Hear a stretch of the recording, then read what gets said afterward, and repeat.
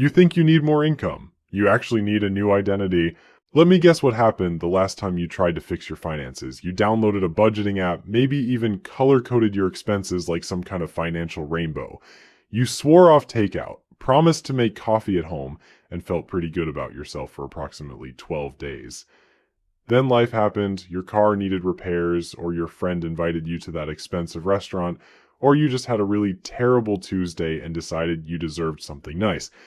Before you knew it, you were back to your old spending habits, staring at your bank account like it personally betrayed you. Sound familiar? Yeah, I thought so. My name is Nick, and I've spent way too much time figuring out why some people effortlessly build wealth while others stay trapped in the same financial patterns year after year, despite making decent money and having good intentions.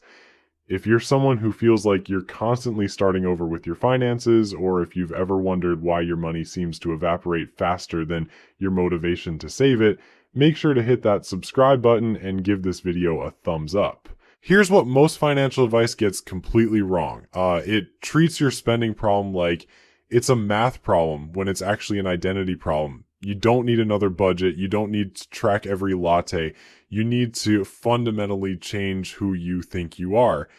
Because here's the uncomfortable truth that nobody wants to tell you. You will always act in alignment with your identity, even when you consciously want to do something different. Think about it this way. If you see yourself as someone who is bad with money, what do you think is going to happen when you try to save? Your brain is going to find every possible excuse to prove that identity right. You'll justify that impulse purchase. You'll find reasons why this month is different. You'll sabotage your own progress because deep down, you believe that financial success isn't who you are. This isn't some mystical nonsense. This is basic psychology. Your identity acts like a thermostat for your behavior.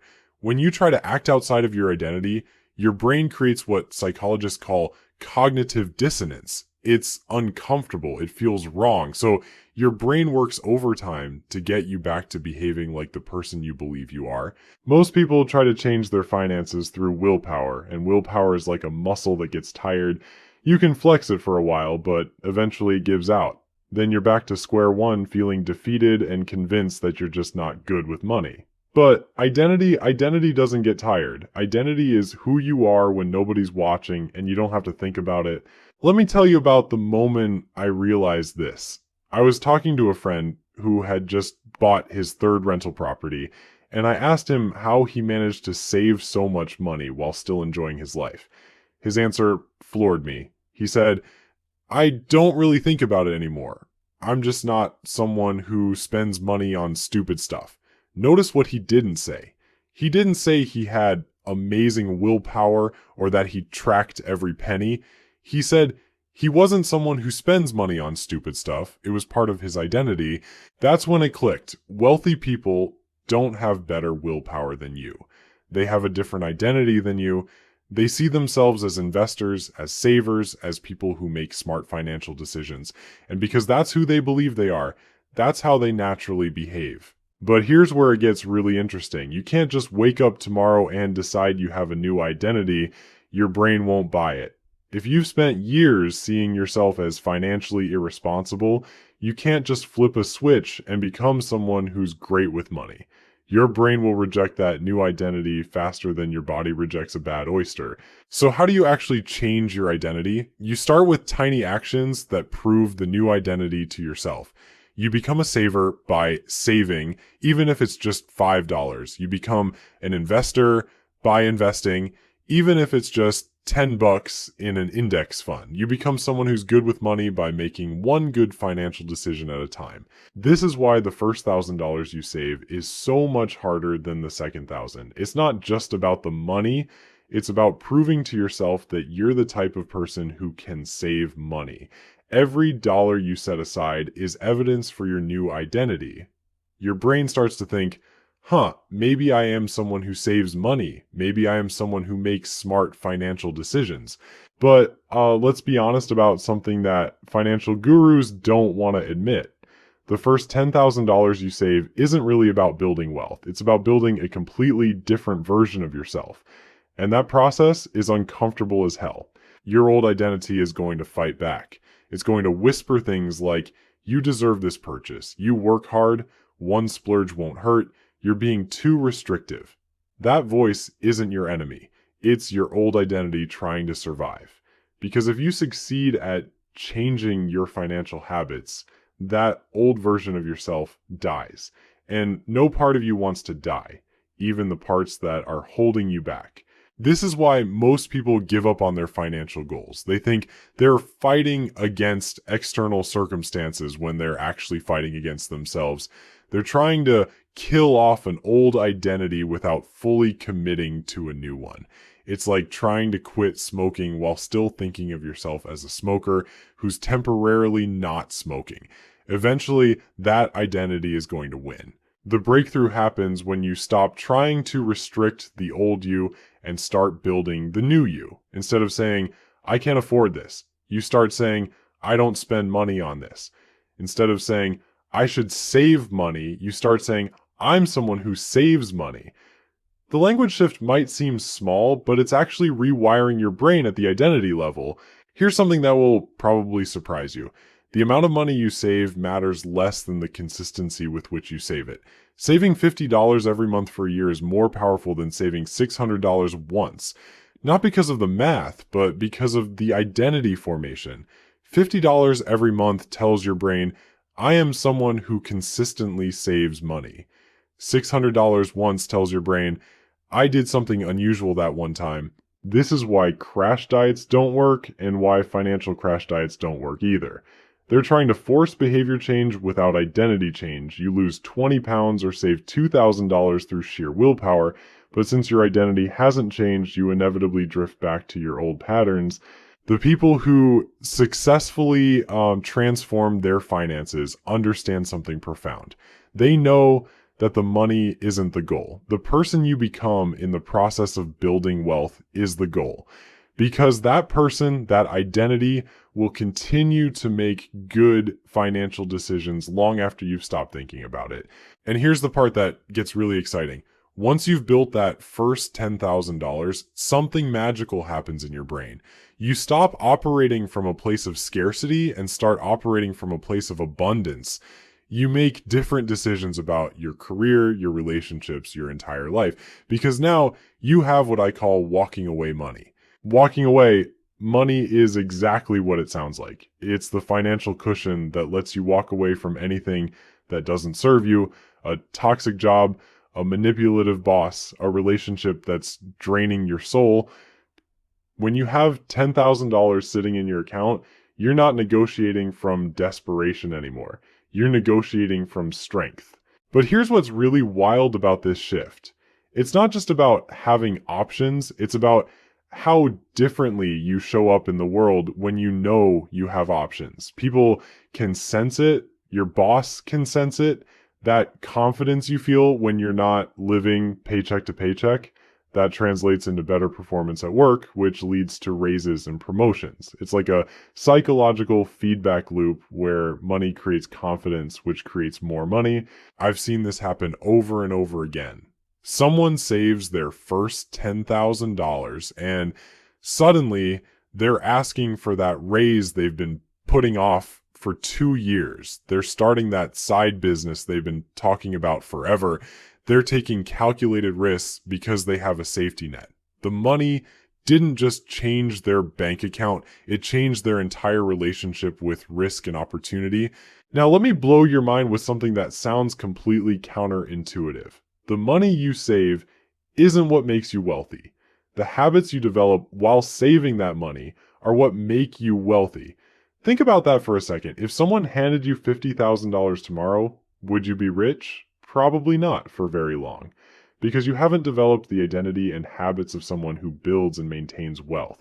This is why lottery winners go broke. They get the money, but they don't get the identity. They're still the same person who was bad with money, except now they have more money to be bad with. Within a few years, they've blown through everything because their spending expanded to match their windfall, but their identity never changed. The person who slowly and methodically saves $50,000 over 5 years, they're going to be wealthy for the rest of their life.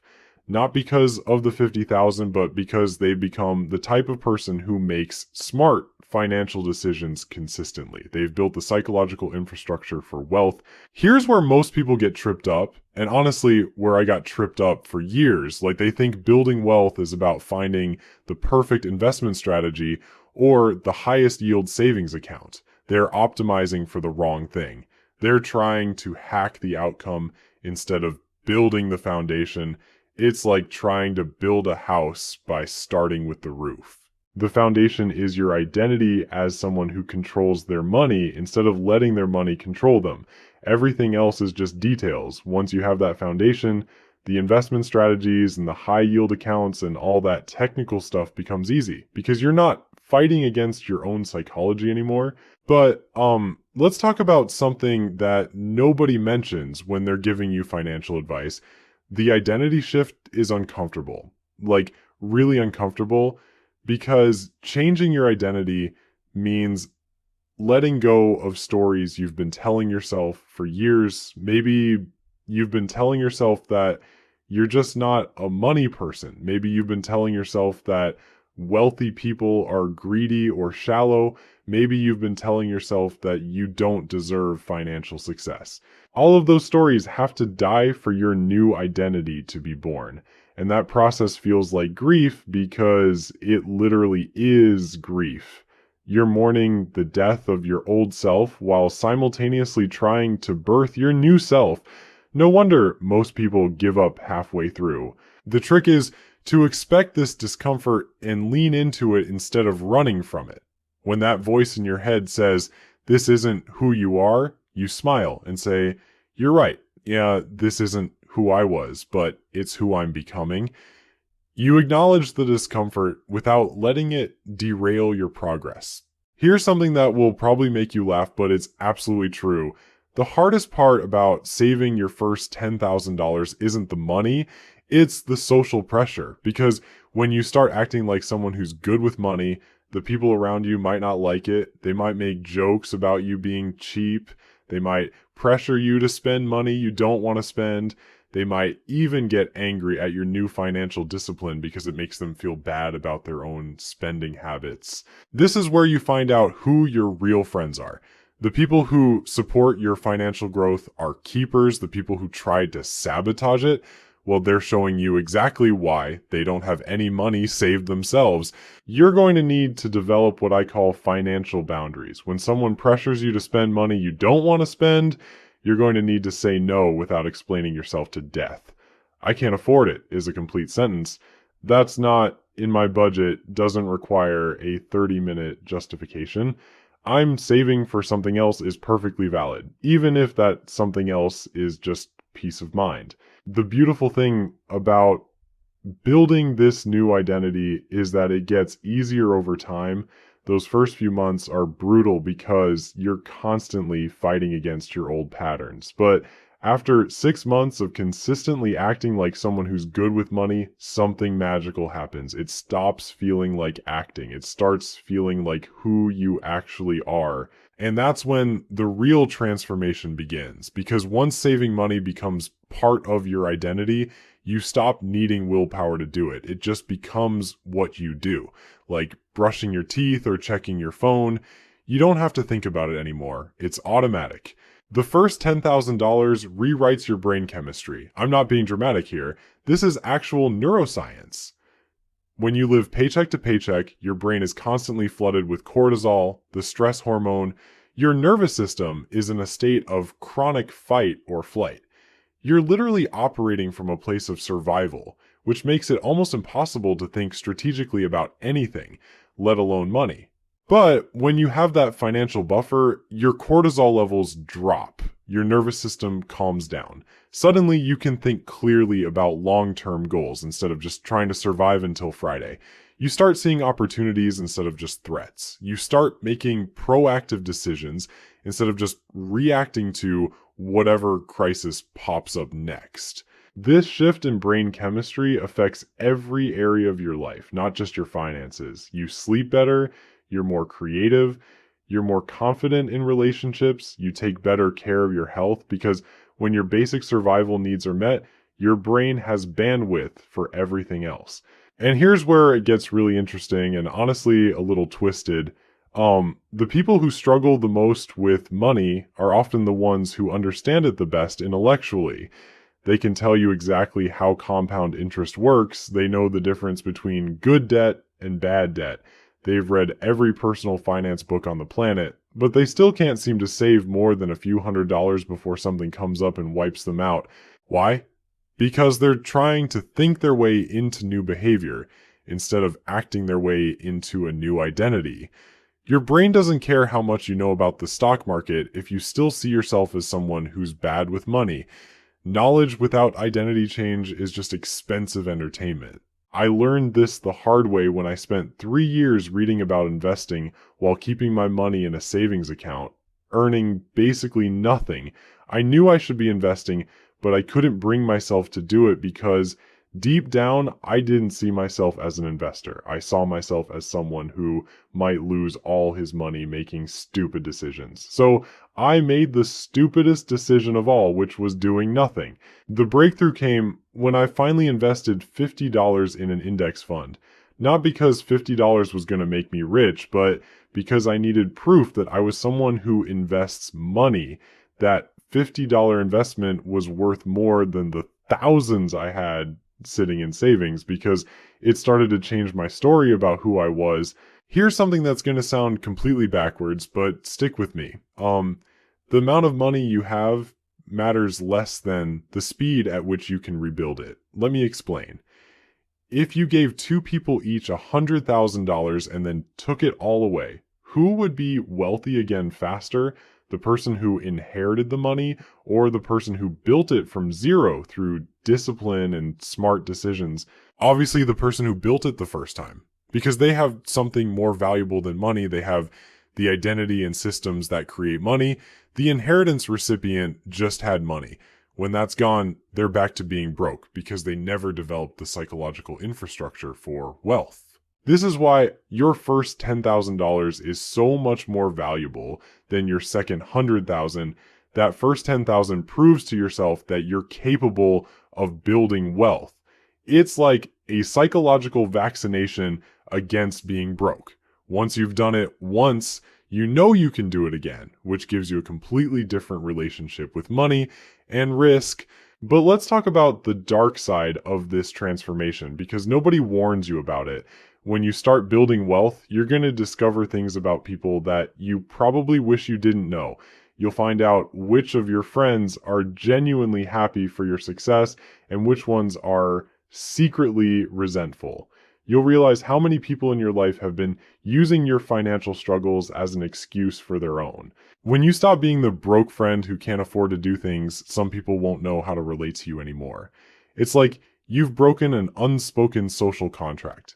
They were comfortable being financially irresponsible as long as you were too. Now that you're getting your act together, they feel judged by your very existence, even if you never say a word about their spending habits. This is where a lot of people sabotage themselves. They start making progress, then they feel guilty about leaving people behind, so they slip back into old patterns to maintain relationships that were probably holding them back anyway. Don't do this. Your financial success is not a betrayal of your past self or the people who knew that version of you. It's a gift to your future self and, everyone who depends on you. Here's what nobody tells you about building that first $10,000. It's going to expose every character flaw you have. Your impatience, your need for instant gratification, your tendency to make excuses, your fear of being different from everyone else.